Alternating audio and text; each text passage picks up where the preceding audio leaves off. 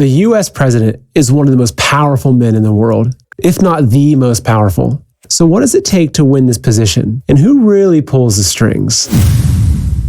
Welcome to Man in America. I'm your host, Seth Holhouse. So to become the US president, you'd have to be a powerful speaker who can inspire the American people. You were a quartermaster.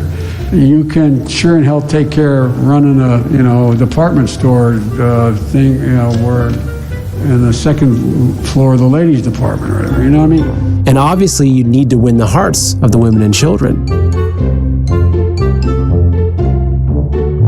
And of course, you'd have to earn the respect of the working class. And don't forget the black community. And you ain't black. But beyond all that, it really helps to have friends in high places who can pull some strings for you, especially in Wall Street, DC, and China. But don't take my word for it. Let's take a look at 2 bombshell videos leaked out of China that are being scrubbed from the internet as we speak. So this is a professor at Renmin University in Beijing who's highly respected and influential in Chinese financial circles. I can only show you clips of the video because it's being heavily censored online. I will read parts of the transcript word for word.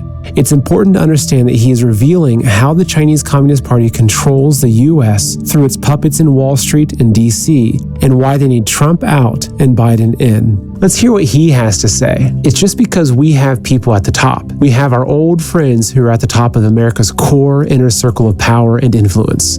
For the past 30 or 40 years, we manipulated the core power circle in the United States, right? As I said before, since the 1970s, Wall Street has had a very strong influence on U.S. domestic and foreign affairs. So we figured out our path and those we could depend on. But the problem is that after 2008, Wall Street's status has declined. And more importantly, after 2016, Wall Street has no influence on Trump. So during the U.S.-China trade war, they, Wall Street, tried to help. And my friends on the U.S. side told me they tried to help, but they couldn't do much. So what he's saying is that the Chinese Communist Party, the CCP, has been using Wall Street to manipulate the United States and China's best interest. But over the past 4 years, Trump got in their way. So how does Biden fit into this? Now we see that Biden has come to power. The traditional elites, the political elites, and the establishment have a close relationship with Wall Street. You all see it. Trump talked about Biden's son. You have investment funds around the world. Who helped him build the funds? Do you understand? There are a lot of deals involved. So according to him, the CCP has helped Biden's family build their investment funds around the world. They've made deals with the Biden family. Now let's jump to an interview with the same professor that goes even deeper into how these elites control our government. He says, we call the elite circle the establishment.